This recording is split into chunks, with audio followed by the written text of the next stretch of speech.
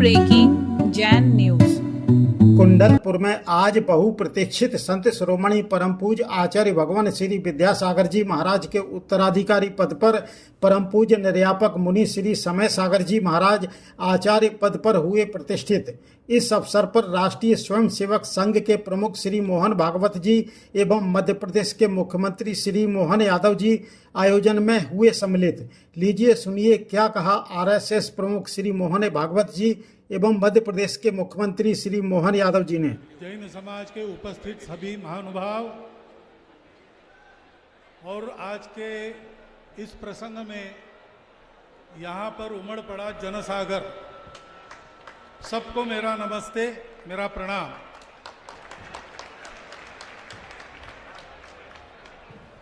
आचार्य विद्यासागर जी महाराज का मेरा परिचय पहली बार जबलपुर के पास गाय घाट पर जो स्थान बना है वहां पर हुआ। मैं उस समय संघ का सरकार्यवाह था, पहली बार मिलने जा रहा था। अध्यात्म का कुछ संपर्क मुझे तो है नहीं, तो आचार्य श्री के दिव्य व्यक्तित्व के सामने जाने से क्या होगा, कैसे होगा, ये डर मेरे मन में था। परंतु वहां पर उनकी जो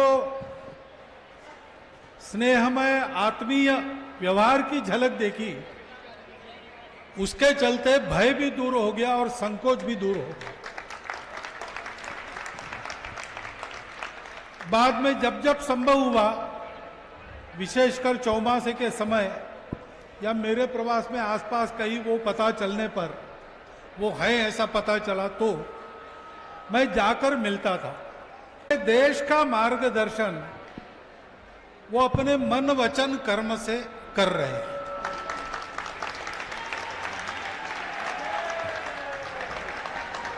क्योंकि अपने देश की एक विशिष्ट दृष्टि है, अपने देश की एक विशिष्ट प्रकृति और संस्कृति है, और उसको वही यथार्थ में जान सकता है जो अध्यात्म के साधक हो। समझ में आता है उस सत्य पर ही आधारित हमारे देश की प्रकृति, संस्कृति, आकांक्षा है। और आचार्य श्री आध्यात्मिक साधक थे और उस सत्य के बलबूते वो संपूर्ण भारत के साथ एकाकार हुए थे। अपने देश में अनेक मतपंथ संप्रदाय है, धर्म है, वो एक विशिष्ट उपासना को लेकर अपनी उनकी तपस्या थी। परंतु सत्य को जानने के बाद यह जब एकाकारिता सध जाती है तो कोई पराया नहीं होता, क्योंकि आदमी ये जान जाता है, जैसा वो ही बताते थे, कि रास्तों में अंतर है, गंतव्य में और रास्तों पर चलने के तरीके में कोई अंतर नहीं। और इसलिए हम सब लोग एक हैं, लेकिन हम एक कैसे ही जानने के लिए स्व को जानना चाहिए। इसलिए बहुत आग्रह पूर्वक वो कुछ बातें रखते थे। वो कहते थे भारत को भारत कहो, इंडिया मत कहो।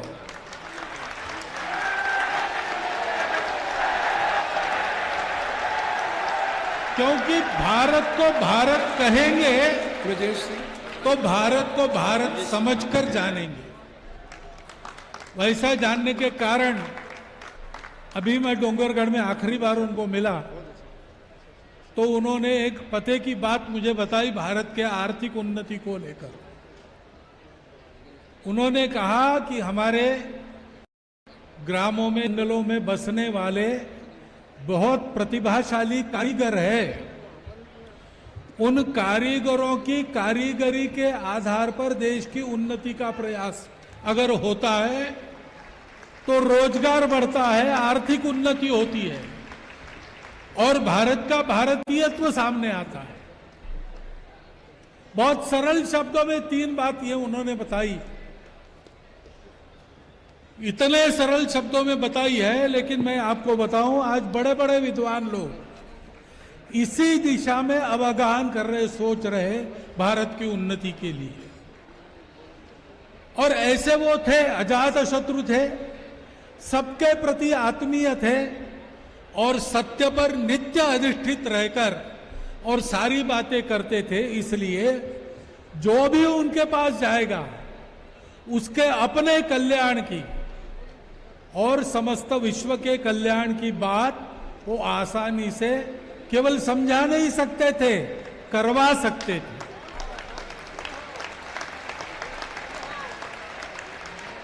ऐसे लोग अपने देश को मिलते रहे।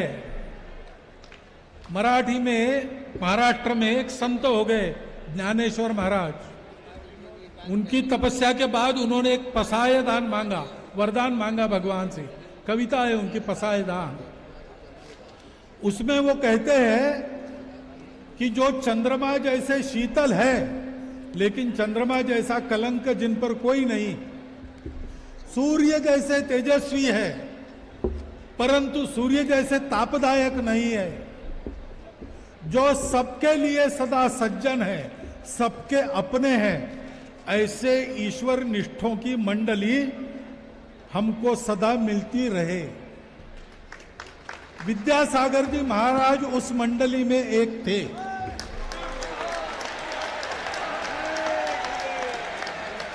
और ऐसे लोग अपने राष्ट्र की निधि है, उनके बलबूते, उनके मार्गदर्शन के चलते समय चक्र के उतार चढ़ाव में, सब प्रकार की परिस्थितियों में से हम लोग सही सलामत आगे निकले हैं। और इसलिए अब वो हमारे आंखों के सामने से अंतर्धान हो गए। अंतर्धान हुए तो ठीक है, सूक्ष्म जगत से मार्गदर्शन करेंगे, परंतु हमको आंखों के सामने वैसा ही एक आचार्य चाहिए। और मुझे बड़ा आनंद है कि आप सब लोगों ने उचित विचार करते हुए पूज्य श्री समय सागर जी महाराज को यह स्थान लेने के लिए कहा है। मैं हृदय से आप सबके इस निर्णय का अनुमोदन करता हूं। आज वो पदारोहण करेंगे, उनके प्रति मेरे श्रद्धावनत प्रणाम अर्पण करता हूं और इसी प्रकार उनके मार्गदर्शन की छाया में अपने राष्ट्र जीवन का रथ आत्म सुखाय और सर्वजन हिताय आगे बढ़ता रहे, यह इच्छा प्रकट करता हूं, यह विश्वास भी प्रकट करता हूं और आपको धन्यवाद देता हुआ मेरे 4 शब्द समाप्त करता हूं। आज के इस महामहोत्सव में अपनी सहभागिता प्रदान करने के लिए जो प्रत्यक्ष रूप से यहाँ उपस्थित हुए हैं, मध्य प्रदेश के यशस्वी मुख्यमंत्री माननीय डॉक्टर मोहन यादव जी। मैं देख रहा हूं पूरी सरकार, पूरी मशीनरी इस महोत्सव को सफल बनाने के लिए लगी हुई है। मैं मुख्यमंत्री जी की प्रशंसा करूंगा और साथ में उनके ध्यान में दिलाना चाहूंगा कि यहाँ का जिला प्रशासन, खासकर यहाँ के कलेक्टर महोदय ने और पूरे प्रशासन ने, कमिश्नर महोदय ने न रात देखा न दिन, सब कुछ किया। ये गुरु भक्ति का उत्कृष्ट उदाहरण है। और उनके साथ वी.डी. शर्मा जी भी आए हैं, मोहन यादव जी।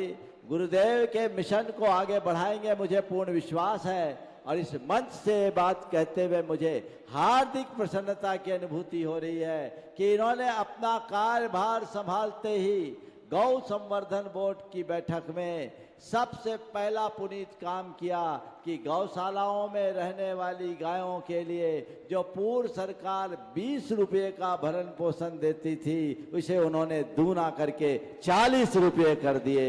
ये बहुत बड़ा कार्य इनके माध्यम से हुआ है। मोहन जी, अब मोहन तो गोपालक का ही नाम है और आपने जो काम किया है इसका आशीर्वाद आपको कई पीढ़ियों तक प्राप्त होगा, इसमें कोई संशय की बात नहीं। बहुत उत्तम काम किया है। गुरुदेव की भावनाओं को, जब कोई गौ सेवा से जुड़ा काम करके गुरुदेव के चरणों में जाता था तो गुरुदेव के रोम रोम से आशीर्वाद निकलता था। आप मान लीजिए उनका भरपूर आशीर्वाद आप पर बरस रहा है। और चूंकि उनकी बहुत व्यस्तता है, वे संक्षेप में अपना उद्गार व्यक्त करेंगे। और मध्य प्रदेश के भारतीय जनता पार्टी के अध्यक्ष BD शर्मा भी उनके साथ है, वे भी अपनी बात रखेंगे। और फिर उसके बाद आचार्य पदारोहण की विधि और महाराज श्री का महत्वपूर्ण उद्बोधन लगभग आधा घंटे में संपन्न। शास्त्र भेंट भी है, शास्त्र भेंट इसके साथ वहाँ सद लगा साथ हाँ संस्कार पहले। हाँ, आचार्य पद पदारोहण के आज के इस अनुष्ठान महोत्सव में ऐसा लग रहा है कि देवता भी आंखें तरस रही होगी उनके आज के इस दृश्य को देख करके।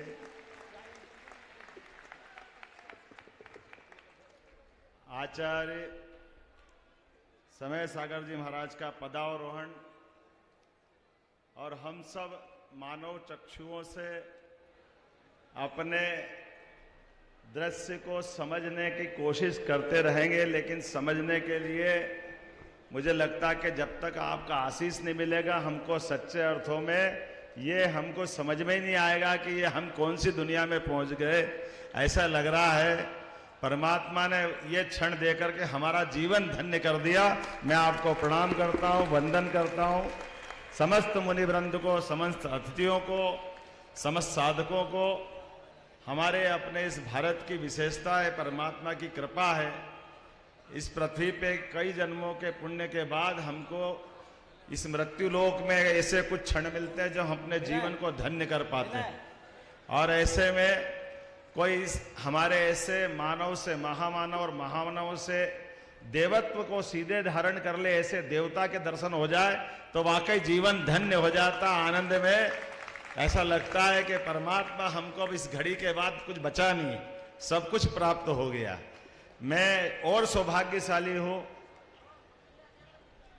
खास इस कारण से भी कि मैंने आचार्य विद्यासागर जी महाराज के भी प्रणाम किया था, उनका भी दर्शन किए थे, उनका आशीर्वाद भी लिया था। और उनको देख करके नेमावर में मैंने उनसे आशीर्वाद लिया था और मुझे एहसास हुआ था कि आपको देख के वास्तव में उसका एहसास होता कि कोई देवता को देखने के बाद मां नर्मदा के किनारे कैसा लगता, वो जीवन का क्षण भूल नहीं सकता हूं। लेकिन अपने जीवन काल में जीते जी वो देवत्व को धारण कर गए। और आपकी कृपा से महाराज जी हमारी सरकार बनी तो हमने पहले कैबिनेट के पहले निर्णय में कुछ बातें इसी प्रकार से जोड़ी जिसके कारण से हमारी सनातन संस्कृति युगों युगों से दुनिया में अलग प्रकार से जानी जाती है। कुछ हटके नहीं किया, किया तो नियम से ही, लेकिन नियम का पालन नहीं कर रहे थे, उसको कैबिनेट में हमने लागू कर दिया। हमने कहा कि ये खुलेआम मांस की दुकानें, मछली की दुकानें हमारे मध्य प्रदेश में तो नहीं बिक सकती।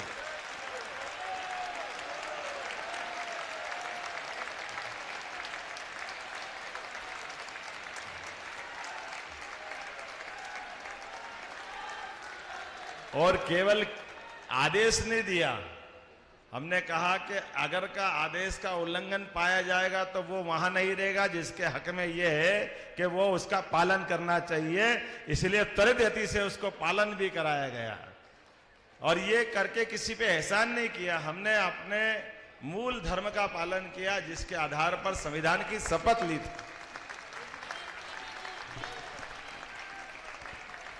और वैसे तो ये समय आपके उस दृश्य को निहारने का है, कई सारी बातें हो सकती है, लेकिन यशस्वी प्रधानमंत्री को जरूर स्मरण करना चाहूंगा जिनके नेतृत्व में नई शिक्षा नीति 2020 लागू हुई है, जिसके माध्यम से हमारी वो गौरवशाली परंपरा जिसके कारण से भारत को भारत के रूप में जाना जाए, हमारे अपने उस गौरवशाली इतिहास के ऐसे कई पृष्ठों को स्मरण कराते हुए हमारी भावी पीढ़ी को उस लायक बनाया जाए जिसके कारण से वो गर्व और गौरवान्वित हो सके, उसमें भगवान महावीर स्वामी के विविध पक्ष, हमारे 24 तीर्थंकरों के विविध पक्षों को हमने पाठ्यक्रम में हिस्सा दे करके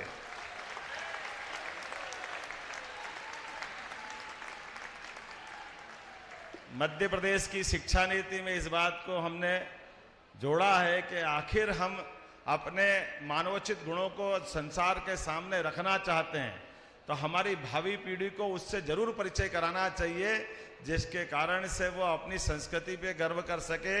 ये संत की परंपरा, ये देवत्व की परंपरा केवल बोलने से नहीं होती, ये जीवन में कष्टों की परिसीमा और पराकाष्ठा करके भी मूल जीवन के तत्वों को बनाए रख करके बाकी को जीने की प्रेरणा देने की जो परंपरा है, वाकई वो वंदनीय है, अभिनंदनीय है। हमें इस पे गर्व है।